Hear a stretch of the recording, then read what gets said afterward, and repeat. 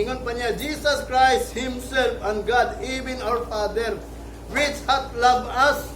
Mana, mismo daw kuno si Jesus Christ iyang pagalingon o ang atong Ginoo nga mao ang atong amahan nga diin siya nahigugma nato, which hath loved us.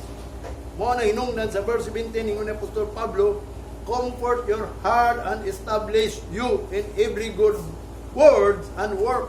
Muna ningon siya diya nga lipaya na inyong kagalingon o kasing-kasing o pagbarug kamo sa matag maayong pulong o maayong buluhaton.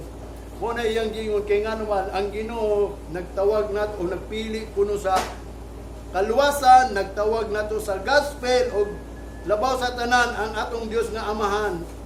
Mismo nag-ingon nga kita gihigugman niya mo nang atong lipayon atong kasing-kasing ug pabarugon nato atong kasing-kasing diya sa good word and good works. Kanang mga maayong pulong ba nga ipadayag sa ato, kanang mga buluhaton nato kung unsay atong buhaton nga samtang mga lagat sa Ginoo. Kay nga naman gikan pa sa sinugdanan ang Ginoo daw kuno nagpili, choosing, called and loved. Mo bitaw nang ingon sa John chapter 13 verse 20. Sapagkat tinuod, verily I say unto you, he that receiveth whomsoever sent, receiveth me. He that receiveth me, receiveth him that sent me. Muna nga, importante sa tao, kanang gipili sa Ginoo, tinawag sa Ginoo, gihigugma, kanang ipadala gani sa Ginoo. Muna ato ang dawaton. Kay, siyempre, kung sa may mahimo na to, kung para na ruwa na si Jesus Christ, kinsa man gyud tutuan nga way musulti ning tanan wali. So tanan mga magwawali pinadala na. Gi-specify dito, gi-specific dito sa Old Testament kung kinsa to niyang gipadala. Ako lang isulti ninyo ha, kay di na nato basahon. Ay butaas na ta kay matod pa niya dito ang tinuod pinadala sa Ginoo katudang musulti sa pulong sa Ginoo kung usay gusto sa Ginoo sa tao. Labi na katong pulong nga mahitabo gayud. Para anaron ganang sige lang sulti, peace, peace, where there is no peace. Wabay tanong mingon ko, kanang peace nga, mahitabo nimo, kanang magsulti og peace nga naagit ay peace. Wabay tanong hinungdan nga, kinato ang simbahan, watay gubot, glory to God. Naatay peace, diri, kaya nga naman, uso pa may inyo ang problema hong diri, kinang kapangit sa kwan, wa man nagtanaw ang Ginoo ining balay, kundi ikaw mo'y gitanaw sa Ginoo. Nga diin, wala ta nagsamog sa tinuod lang karon samo kayo ang simbahan. Nga naman. Tungod gamay naman ang mga tao niya, ang pagpangwarta sa tao, hinumdumi ng simbahan, naarabay presidente, naabay treasurer, naay sekretary, naatanan. Kita ramay way sekretary, di way treasurer, di wala tay elder nga naman. Because ang Ginoo mo na atong head, ang Ginoo ako nagingon nga ako ang magbuot nini kaysa tinuod lang kanang tithes and offering ninyo, glory to God. Mo man ako gyud kila diri. Manang dili na mo mabalaka kung unsa ato ang kanang ipambayad diri because kanang inyong gihatag mao gina ato ang kuan diri gi-maintain gi additional lang ato ang sa tawagan ning ato ang kontrata diri nga hangtod pagbalik sa Ginoo magpabili lang ta diri. Mo na nga ako mingon ninyo ingnon ako mga kauban gud nga mga pastor ning wa man may problema sa simbahan. Sila musulti sila na sila mga problema kay ngano man ang ila daw mga treasurer, secretary, mga kwan mangita na sa mga kwarta asa na to labi na nga tibulaag na usamot yun nagkagugot labi na kung paundangon na og simba so na to kinsa lay mo angko na to ang pastor unya kay na may treasurer na secretary unya naaro na sila sa policy sa gobyerno kay naama na sa SIC di ba. Muna, glory to God, bisag wala ta sa SIG, muna, hinungdan nga wala tayo gitawag og mga official dire, kaya ang Bible man good, wala official, only ang Ginoo mo ay atong head, the church, the head of the church is God. Wabita na naatay problema rin, muna ang pastor magsulti yun og peace. Kanang mga pulong nga iyang giingon, wabita na ang iyang giingon sa Revelation ha, nga din i-rebuke gina sa Ginoo ang iyang gigugma. Revelation chapter 3 verse 19, as many as I love, I rebuke and season. Walang gingon, be jealous therefore and repent. Kinahanglan magmainiton jud ta. Kanang jealous ba kanang naatay ka ikog ba nga mag-usab kita mag-usab. Mo bitaw na nga dili lang imong magsigit ag simba. Kaya nga naman, apit na mubalik ang Ginoo, basi unya dili ta madala, kaya nga naman kulang ta. Mao nang magmainiton ta nga ato gitong usbon, pangayo na to sa Ginoo, Lord, unsa maging kulang nako. Mo bitaw nang kamo pangayo mo sa Ginoo, say kulang, ayaw ingnan ninyo nga okay na ng inyo ha. Kaya nga naman naapata sa time of kung bagat pa ba sa pagtrabaho dire, doon na tayo processing, doon na tayo exercise ba, doon na tayo rehearsal, kanang kining tanang mga gibuhat na to, rehearsal ni arumuat to taglangit, inipulong sa Ginoo, nagtudlo ni, nag-guide ni, mo bitaw ning instruction ni, mo bitaw na nga din, ang importante, katong pinadala sa Ginoo, dawato na to, unya katong gipadala, nga imong gidawat, nagdawat daw ka kan Jesus Christ, ug ikaw ni dawat kan Jesus Christ, nagdawat ka sa amahan nga nagpadala kang Jesus Christ. Wala kung dili nimo dawaton si Jesus Christ, labaw sa tanan wala nimo dawata ang pinadala. Ug labaw sa tanan wala nimo dawata ang nagpadala kang Jesus Christ. Mabitan na kung mudawat ka kang Jesus Christ, tanang tao nga ni dawat kang Jesus Christ, kung kinsa tong iyang gipadala nga magwali, magsulti sa pulong sa Ginoo, mo na iyang gingon, dawatan ninyo kay kung dili niyo dawaton, sama ra nga wa mo ni dawat nako. Kay ang nidawat kanila, nidawat ka nako og kamo ni dawat sa nagpadala nako, mo ni but pasabot. Wa bitaw na kanang pinadala, abi no kinsa nang pinadala, unsa man ang pinadala. Ang Malakay chapter 3, daghan magigiingon din sa Bible, pero gamay lang ang ako ang gipang tiknog kay mo taas man gyud ni aron may pang gyud nimo kung kinsa gyud ang iyang pinadala. Ang Malakay chapter 3 verse 1. Nagsulti siya dire, Behold, I will send my messenger. Kinsa daw iyang pinadala? Tanawa ninyo, ako'y padala kaninyo ang mensahero, and he shall prepare the way before me. Ug siya magaandam sa dalan, may tungod nako. And the Lord, ug ang Ginoo, whom ye seek, ug ang Ginoo nga inyong pangitaon, shall suddenly come to his temple. Even the messenger of that covenant, whom he delight in. Behold, he shall come, said the Lord of hosts. Mo na iyang giingon, mga pinadala sa Ginoo kadto mga mensahero. Kanang nagwalig pulong ba? Abi nimo sa tinuod lang kung ato yung i-search ning giingon buot pasabot, ang gipadala gyud niya, ang iyang gipangita kadto mo execute ba o judgment. Kanang mo execute kanang magpatuman ba sa judgment kay kini judgment man gihukman sa Ginoo ang tao nga kanang imong gibuhat mali, o gihukman sa Ginoo nga ang imong gibuhat tama. Paghukom gyapon ang pagbuhat og tama kanang miingon wa bitaw nang dunay pulong nga akong nabasahan diri nga gipangita sa Ginoo katong musulti nga do not do this, do not do that. Nakalimot lang ko anong bersikulo nga ako tanay pagkita sa inyo ang bersikulo kay basi di mo tuo ba. Basta ako na nang nabasahan nga ang gipangita sa Ginoo nga mga gitawag mga tao nga musulti daw sa pulong sa Ginoo kanang moingon gyud siya, do not do that, do not do this. Kay ngano man ang buot pasabot niya kanang mo distinguish be what is right and wrong. Mo bitaw nang ang scripture is given by inspiration, profitable for doctrine, for reproof, kanang usaong pagbadlong ba, kanang badlungon niya, what is right, what is wrong, what is evil, what is good, what is unclean or unclean. Kanang musulti gid ba? Kanang ang giingon dito sa Old Testament sa ilaha manggod, ang una ang nag-violate o sa mga balaod sa Ginoo ang mga propita, ang mga priest, ang mga sacerdote. Kaya nga naman, wala nila gi-distinguish what is right and wrong. Wala nila gisulti ba unsay right unsay wrong.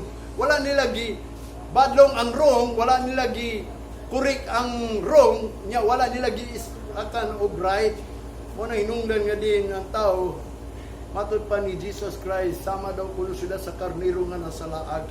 Mo na hinungdan nga din ang Ginoo nagpadala. Ang iyang pinadala ang messenger to prepare the way. Matod pa niya, before me, una kanako. Muna mo mudool nako, andamo na anang mga messenger. Kaya muani naman ang Ginoo. Kung si Jesus Christ ni anhi, usap po siya ka messenger gikan sa Ginoo, nag-prepare. Kung ang gayon, he is the voice from the wilderness.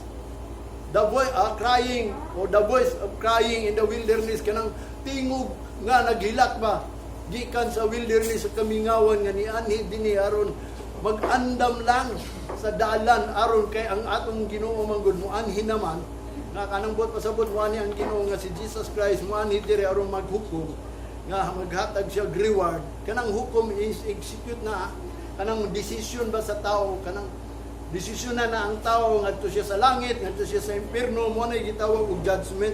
Mo bitaw na kanang mga judgment nga gisulti sa pulong sa Ginoo, dapat dunay tao musulti ana, kitsa may musulti ana ang mga messenger nga matod pa niya dinhi, and he shall prepare the way before me, and the Lord whom ye seek shall suddenly come to his temple. Even the messenger of the covenant whom ye delight in, behold, he shall come, saith the Lord of hosts. Muna nga moabot gyud daw na ang iyang pinadala diha kanang messenger, kanang mag-prepare gyud sa dalan. Mo bitaw na nga kung gisulti ninyo kanang mga dalan diha padung sa Ginoo. Abi mo ang dalan padung sa Ginoo, number 1 is love. Kung wa kay gugma, wala kita. Mo bitaw ang Malakay chapter 2 verse 7 nag-ingon na sa dili si Malakay, for the priest lips should keep knowledge, and they should seek the law at his mouth, for he is the messenger of the Lord of hosts. Tanawa, kinsa man ni ang messenger? Mga pari, mga priest. Ang lips nila, kinahanglan mag-keep na og knowledge. Magtago ba og knowledge ba? Nga naman, ang ilahang mga puno, ang ilahang mga lips, doon na gyud dapat knowledge.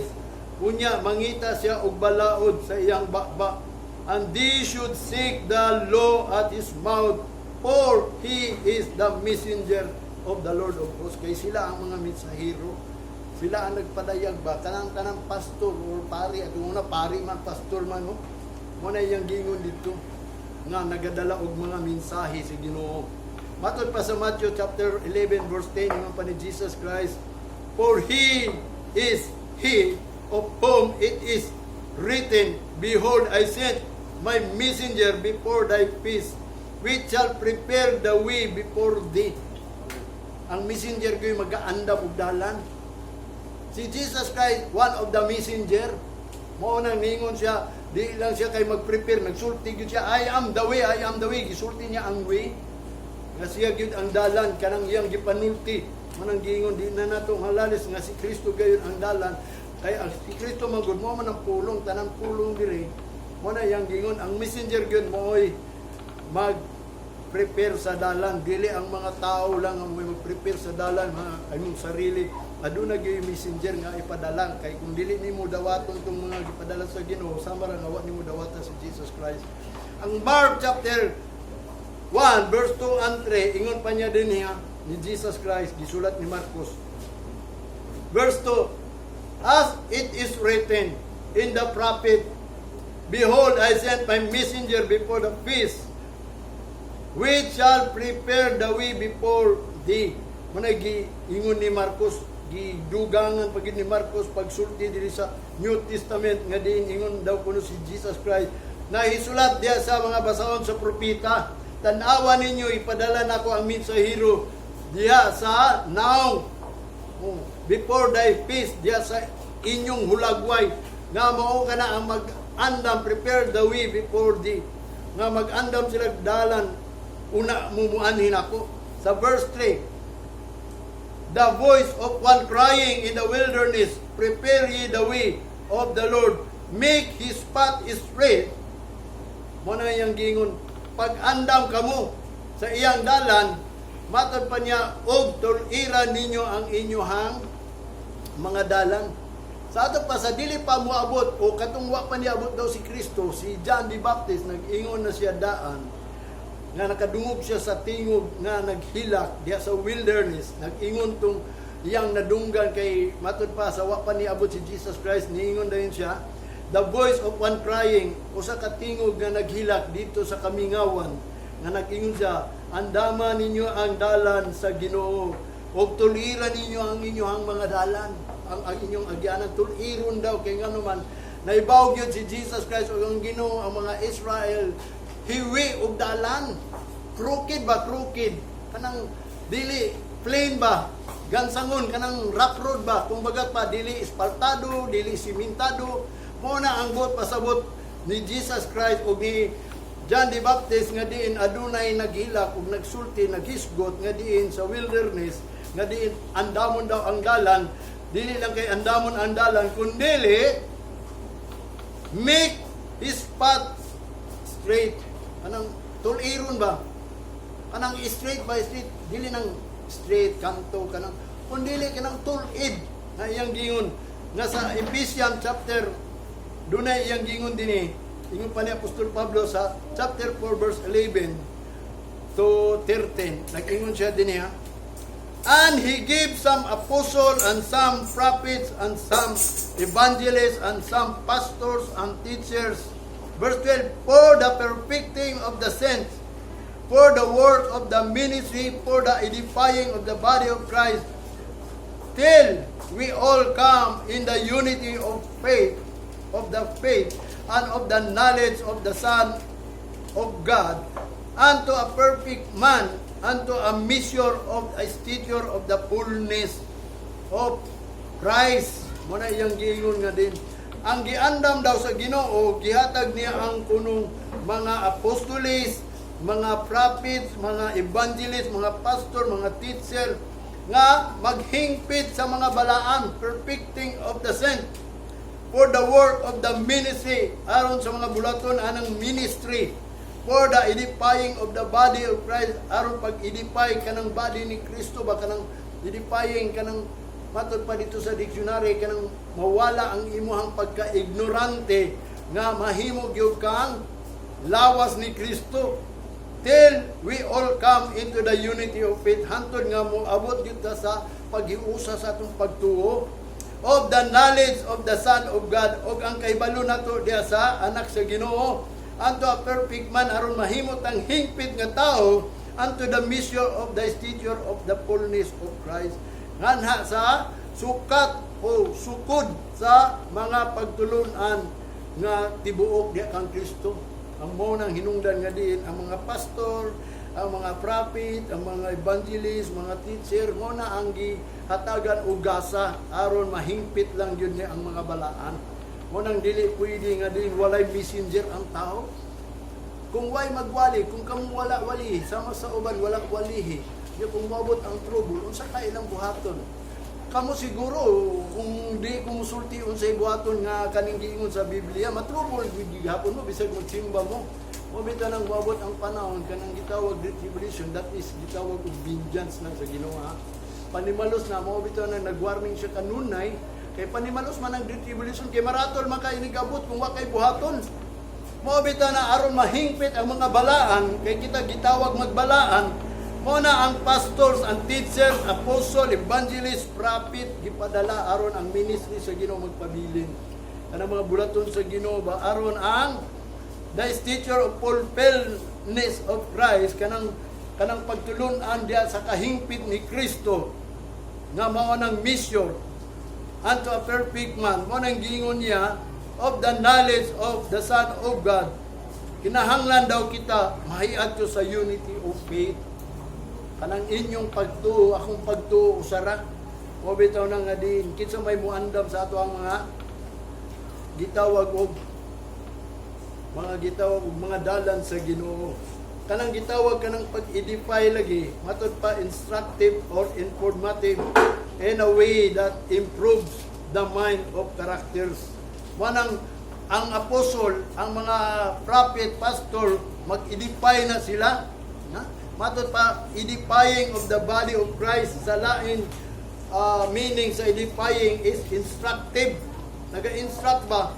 Or informative, kanang naga-inform in the way that improves the mind of the character or the character.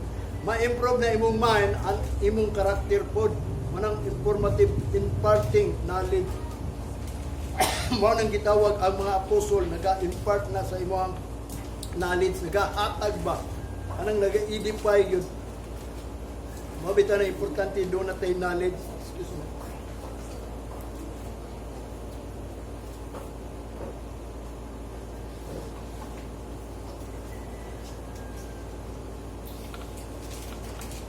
Kanang instructive, yung pa sa dictionary, kanang carrying lesson. kanang enlightened mo na gitawag nga mga pastor, mga teacher, apostle nga naga-edify na sa body ni Kristo. Mo nang nagdala daw kuno sa mga pagtulunan, nagpahayag na siya. Aron ang body ni Kristo gyud matinuod ba kanang ma-sure gyud ka nga munang mingon tang we are the body of Christ. Mo bitaw na nga aron masiguro nga body ta ni Kristo, mo nang gitawag ang mga apostoles, ang mga prophet, ang mga apostol, evangelist, o mga teachers and pastors, mo na ang gigamit sa Ginoo, mo na gipadala sa Ginoo. Sa John, sa Psalms chapter 19 verse 8, mo bitaw hinungdan ningon si David, the commandment of the Lord is pure, enlightening the eyes. Kaning mga sugo sa Ginoo pure ni nga makapahayag yun sa imuhang nga mga mata ba nga kung ikaw may baloy ning pulong sa Ginoo, mo nang hayagan ka kung sa imong buhaton labi na kung moabot ning Great Tribulation. Sa John chapter 1 verse 23, ingon pa ni Jesus Christ, He said, I am the voice of one crying in the wilderness, make straight the way of the Lord, as said the prophet Isaiah. Matod pa niya ni Jesus Christ, nga ako mag-ingon kaninyo, ako ang tingog ngadto nga nagasinggit dito sa wilderness, nga nagingon, istrita ninyo ang dalan sa Ginoo. Og ang propeta nga si Isaiah nag-ingon pod, matod pa niya, nagsulti mo pod si propeta nga diin Isaiah nga doon nagmoabot nga diin voice of one crying in the wilderness. Mao na to si Jesus Christ, nagsinggit pod siya nga diin i-straight yun ninyo. Mismo si Jesus Christ ni ani aron pagsulti nga diin tuliran ninyo ang dalan sa Ginoo. Sama sa giingon ni Isaiah, mo na si Jesus Christ nga mismo siya nag-ingon, I am the way, the truth, and the life. Kay siya ang nag-prepare sa dalan. Matod pa ni Matthew. Sa Matthew chapter 3,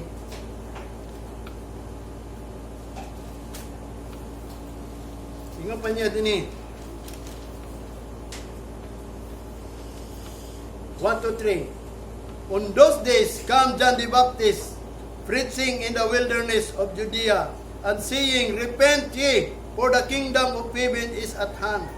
Sa verse 3, For this is he that was spoken by the prophet Isaiah, saying, The voice of one crying in the wilderness, Prepare ye the way of the Lord, make his path straight. Manimbot pasabot sa mga gitawag og tingog sa wilderness nga mo si Jesus Christ nga naghangyo pud siya sama ni Isaiah, ingon pud ni John the Baptist nga diin ang damon jud ang dalan sa Ginoo nga straight ba, straight kabo mo sa nang straight way, kanang straight ba nga matod pa sa dictionary, free from curve, libre sa baliko ba. So sa ato pa straight dili kurbada, matod pa free from curves or bend or angle or irregularities. Libre mo sa kurbada, kanang dili kurbada, dili baog, dili angle. O labaw sa tanan kanang dili ng irregularity. Kung dili straight jud. Matod pa niya, laying along and holding to a direct or proper or methods. Kanang dili lying along or holding, dili nang bakak ba nga din kuha na ta padayon og nagkuputa anang gitawag direct o proper or methods, kanang bakak nga direction or proper or methods. O nang giingon niya straight sa tulid nga dalan ba.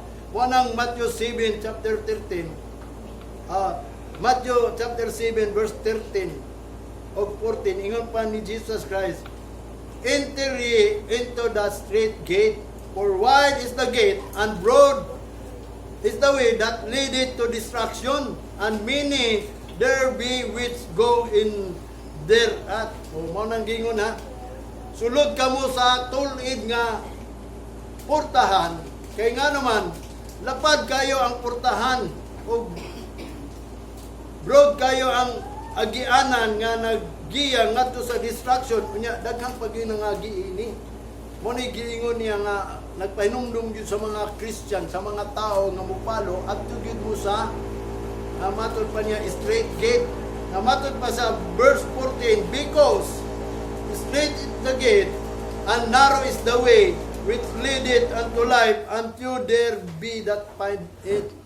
Tungod kay matod pa niya, tulid magud ang portahan o higpit ang dalan nga nagagiya ngadto sa kinabuhi unya gamay ray nakatultol niini. Mao bitaw na nga dili tanang Christian nga maluwas. Kay wa day sa kabalo nga diin kanang dalan o kanang gate nga straight dalan kanang naghatag o kanang gitawag og nag-guide ngadto sa life kay ang dalan manggod is narrow kanang but pasabot gamay ba gamay mo nang mangagita sa dalan laktod pagkasulti sa but pasabot dili tang mo apil anang mga gitawag og Christian nga din okay lang ang kalibutan okay lang nga din bisag Christian nga okay lang gyapon kanang nag mo bitaw nang si Apostol Pablo nag-ingon sa Roma 12:2 be not conformed to this world kanang ayaw mo panundog sa kalibutan ba nga gitawag di na lang hinuon mo kay balo what is acceptable, what is perfect will of God kay nga naman parihar man mo sa kalibutan kanang gitawag og equally yoked to the unbelievers. Ang gingon ni Apostol Pablo be not equally ayaw mo pag-equal pa pagpasama sa ilaha nga din ikaw Kristohanon karon okay lang ang kalibutan nimo. Mo bitaw na nga din ang pulong sa Ginoo gipahinumdum niya nga ang pulong natanong kuno sa kasing-kasing nga batuon tungod kay nalumos ang iyahang kasing-kasing sa kalipayan ning kalibutan. Mo bitaw nung magpalabit naglipay-lipay sa kalibutan abi mo hapit na balik ang Ginoo. Mo bitaw na nga atong hunaw-hunaw ron ang pagbalik na sa Ginoo mo na niyo sa Apostol Pablo looking unto Jesus. Mo nang gi-set your mind on things above. Unsa naman ang mga butang nga on things above? Nga mao na karon. Mao na nang panahon nga din kita nga ang tingog sa Ginoo nga nagaingon, andamo na nato ang dalan. Mo nang giingon sa Amos, prepare to meet thy God. Nga naman kay kung maabot na ng taknaan na, mo nang giingon maratol gid ang tanan. Maratol gid mo. Mo bitaw na nga ako nagsulti ninyo about ining mga giingon sa Ginoo pasidaan nato. Mo nang giingon sa Apostol Pablo kaning iyang giwali is a warning ramani. Nagawarning na siya nga din ang mga tao gyud mangandam gyud. Mao bitaw nang iyang gingon nga sumulod gyud mo sa dalan nga mahigpit kanang nganong higpit man atong dalan kay higpitan man gud mo pulong sa Ginoo. Dili ako naghigpit ninyo ha. Nag-explicar lang ko ninyo. Nagsulti lang ko ninyo nga dili na pwede nga diin kita mag-equal pa nila. Diba mo anang equality of the believers. Sample na ta sa mga believers. Nganong bidaw an example to the believers. Mo na giingon sa believers ta mag-example kay nga naman dagay mga believers nga equal gyapon ining kalibutanan ni. Nga din ang ilang hunahuna na alang gyapon diri. Ang basta lang magsimba lang sila, magpaabot lang sila. Kanang wahitabo na mo bitan akong nagpasidaan ko ninyo nga kanang moabot na ng takna sa Ginoo that is vengeance. Panimalos na sa Ginoo. Manang there is no remedy na. Mo na samtang napatay higayon usaon man atong buhaton tuliro na to hindalan sa Ginoo. Usaon man na pagtuliber. Who will make the way of the Lord? Kanang pag-andam. Usaon man kinsa may maghimo anang mag-andam. Mo na ang giingon niya dinhi sa Mark chapter 1 verse 2. Ingon pa ni Jesus Christ, at is written in the prophets, behold, I send a messenger before the face of which shall prepare the way before ang mga mensahero ba kung bagat pa ang mga magwawali, mga apostolis, mga prophet, mga pastor, mga teacher, evangelist, mo na ang mag-andam, mo bitaw na gisultihan ta mo unsay pamaagi nga diin ang Ginoo gayod.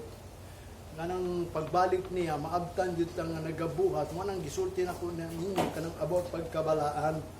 Mo na yang gingon kahibalo gyud. Ang Malakay chapter 2 verse 7 gipahinumdum na sa Ginoo nga din ang mga pari, ang mga lips nila nag-knowledge, nangita nagbalaod sa iyang mouth kay ngano man sila ang messenger sa Ginoo sa kitasan, for he is the messenger of the Lord of hosts. Mo nang gingon dito sa Malakay chapter 2. Sa Jeremiah chapter 3 verse 15 mo na yang gingon, and I will give you pastors according to mine heart, which shall feed you with the knowledge of understanding.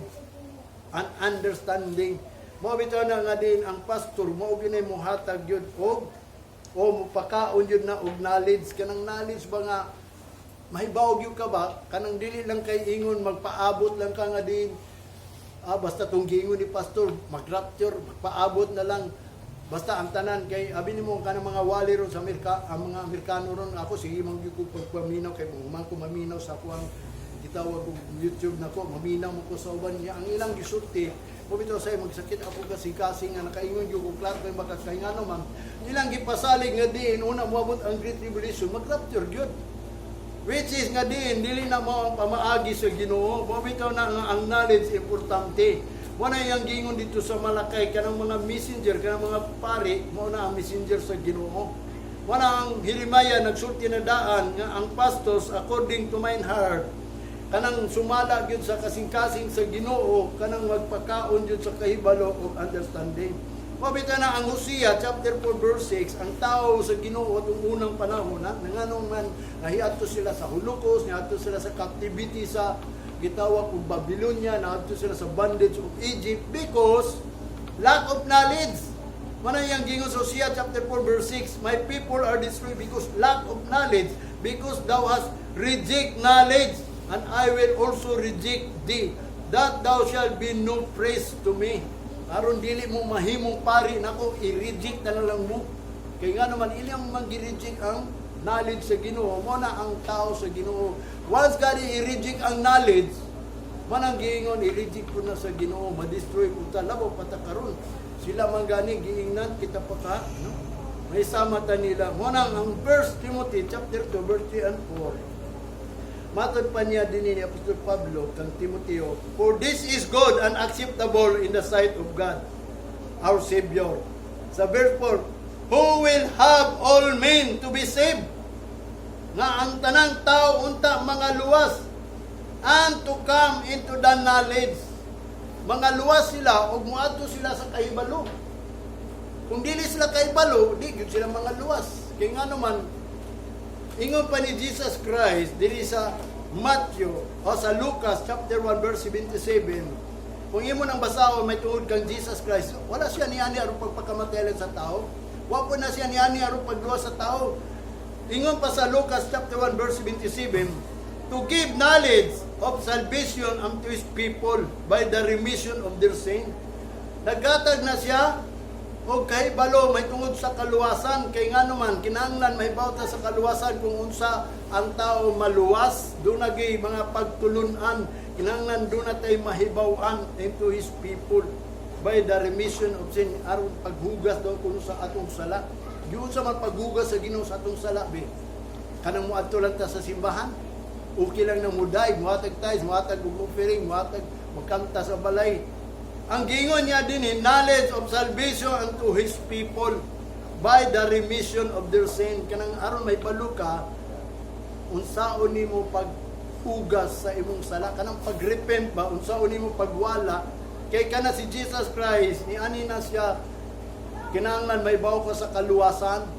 Nga ang kaluwasan, adunay mga paghugas anang imong sala. Dili na ingon nga diin paglansang sa krus, wa na automatic na ka nahugasan to imong sala. Ug wa day ganito man sa iyang mga sugo, wa bitaw nang if any man come after me, let him deny himself and take up his cross and follow me. Ug wa day kani follow. Tungod kay wa man nimo higugma ang Ginoo, kay nga naman wa man ka naminaw about sa gitawag og knowledge. Importante ang knowledge, dili lang kay luwason ta, kundi kinahanglan mo adto ta sa kahibalo. Kay nga naman ang mga tao niya nalaglag man kay way kahibalo. Mabita na ang Ephesians chapter 3 verse 19 ng ni Apostol Pablo, and to know the love of Christ with perfect knowledge. Ang pagkaibalo daw sa gugma ni Kristo, kinahanglan mo agi kag knowledge. Saun sa paagi nga ikaw gihigugma sa Ginoo? Mo nang dili ta magingon nga gihigugma ko sa Ginoo kay nagpakamatay. Gitudloan ka kung siya nagpakamatay, dili lang kay pagpakamatay ang iyang giyan nga pagluwas nga kun dili naghatag siya knowledge about kahibalo kanang salvation aron ikaw maluwas ingon ini ni nga hugasi na imong sala. Kung siya naghugas, ikaw magrepent mo nang iyong pagremis. Kanang remission, kanang pagpagamay sa sala ba? Although di man tayo hingpit, Ang meaning sa remission kanang pagpagamay, pagpawala. Wala yang gingon din sa Ephesians, ingon pa niya din and to know the love of Christ which passes knowledge. Kung ikaw gusto may balog yun sa gugma sa Ginoo, kinahanglan wagi kag kahibalo. Giun sa Ginoo nga siya nay gugma nimo. Pinili ba ka, tinawag ba ka, faithful ba ka? O man ang gingon aduna ba kay gipangbuhat ya sa Ginoo? Mo bitaw na nga tungod sa prophecy manggod. Mo ni yang gingon ha. Dunay prophecy nga yang gingon diri sa 2 Timothy chapter 3 verse 7. Ever learning and never able to come into the knowledge of truth. Bisan manggod ang tao sa uling adlaw, sigig tuon, di kinamuadto sa kaybalo. Magsimba lang na siya, mo bitaw na nga against day na siya, mo bitaw nang gitaas niya iyang tiil against me, kauban pagit pagkaon ni Kristo diya sa tubangan sa mga tao, pero ang iyang tiil gitaas day kay nga naman, although nag-learn and never be able to come to the knowledge. Anang nagtuon-tuon ba, nag-eskwela sa learning center niya, pero di mo ato sa kaybalo sa kamaturan. Ang Proverbs chapter 12, ingon pa niya dito, verse 1, ingon pa ni Solomon, whose loveth instruction, loveth knowledge, but he that hateth reproof is brutis. Kanang brutis, kanang another term daw sa synonyms, mangkayo ko ka kuana ng brutis, brutal man na daw, brutal, grabe. Matod pa niya kanang nagdumot sa reproof, brutis daw na siya, ingon pa ni Solomon. Kanang synonyms, animalistic ng tao daw kuno. Kanang digit siya mo higugma anang knowledge ba? Anang giingon, siguro, mabitaw ng giingon ni Jesus sa pulong sa Revelation, muanhi diri ang mapintas nga mananap kay ngano man mo ni gitawag ang animalistic kanang brutis ang tao nga din magdumot sa reproof mo nang giingon mag-reject siya. Mo bitaw na nga isulti ako ni sa inyo last nga giingon din niya kining Hebrews, last na ning Hebrews ron, ato lang ning tan-awon ning Hebrews chapter 12. Mao kani ang giingon ni sa mga Israelites ngadto sa mga katawhan niya, chapter 12 verse 6 to 15.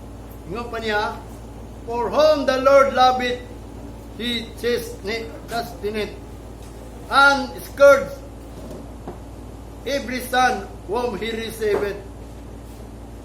Kinsa katong gigugma daw kuno sa Ginoo, iyan ang ginabadlong o ginalatigo na niya. Whom he receiveth, kanang iyang gipangdawat nga mga tao ha. Kung gusto mo gihigugma sa Ginoo o gidawat sa Ginoo, ginabadlong na niya. Ginabunala na niya. Sa verse 7, if ye endure chastening, God dealeth with you as with sons. For what sons is whom the Father chasteneth not. Nga matod pa niya, kung kinsa katong makalahutay sa mga pabadlong daw kuno sa Ginoo, gidil kaniya, ingon nga anak manggug ka. Mao bitaw na kining mga pulo nga akong giwalin ninyo, sakit man ni gibadlong man muna ko.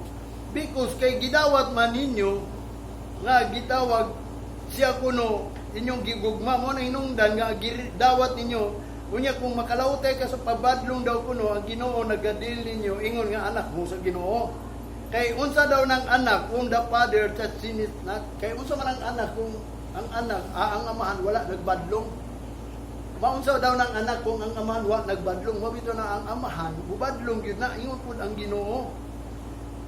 Sa 8, but if ye be without chastisement, whereof all ye are partakers, then ye are bastards and not sons.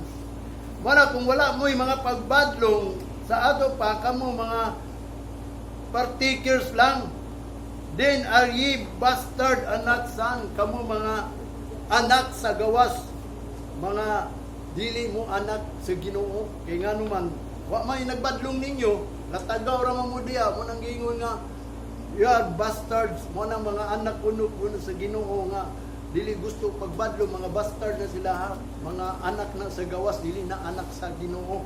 Mo bitaw na nga ang anak sa Ginoo, iyang gigugma, iyag yung gibadlong. Unya kung ikaw gibadlong sa Ginoo, gidil man gud ka anak niya. Mo bitaw na kanang amahan, unsa man ang amahan nga di magbadlong sa anak.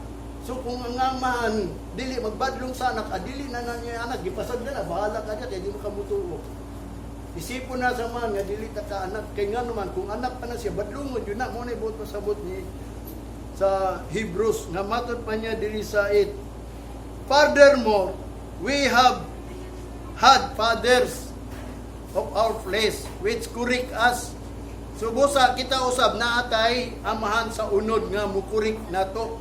And we give them reverence og kita muhatag kita og pagtahod nila. Shall we not much rather be in subjection unto the Father of spirit and live? How asa may labaw pa kay kunta kita magpauyon or mag-subjecta ngadto sa amahan nga spiritual unya mabuhi ta. Sa verse 10, for they verily for a few days chastened us after their own pleasure, but he for our profit, that we might be partaker of his holiness. Kay ako magasulti gyud kaninyo sa jutay lang mga panahon nga mga pagbadlong kana ingon pa niya sa ato ang kalipayan, but he for our profit, kana mauna ang ato ang ginansya nga aron kita mahimong partaker sa pagkabalaan. Mo bitaw nang badlungon ta aron mahimot ang balaan di sa Ginoo. Mo nang gingon sa verse 11, now no chastisement for the present seemeth to be joyful. Karon wala gyud pagbadlong nga kita malipay, no, kaning mga pulong sa Ginoo malipay ta, but grievous makapanluod ni. Nevertheless afterward it yielded to peaceable fruit of righteousness unto them which are exercised thereby. Mo nang gingon apan human ana nga pagbadlong makabaton tag kalinaw og bunga sa pagkamatarong na diin ato anang gi-practice ya ana. Sa verse 12, therefore lift up the hands which hang down and the feeble knee. So busa itaas na inyong mga kamot bisag na pagbadlong daw nga kanang mga nangaluya ng mga kamot na ubos na o kanang nadugmok ng mga tuhod ninyo manang gingon barug yun mo. Sa verse 13, and make a straight path for your feet. Himo ang tulid ang imong dalan sa inyong mga tiil, lest that which is lame be torn out of the way.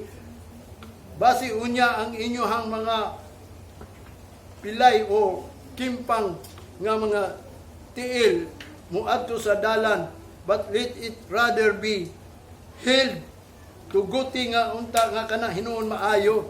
Mo nang sa verse 14, follow peace with all men and holiness without which no man shall see the Lord. Mo nang giingon subusa kanang street nga dalan daw kuno tuliro nato na kay basig kung kita hiwi basig pag sibat atong linakwan ba kanang kimpang atong linakwan mo adto nito sa dalan nga dili mao.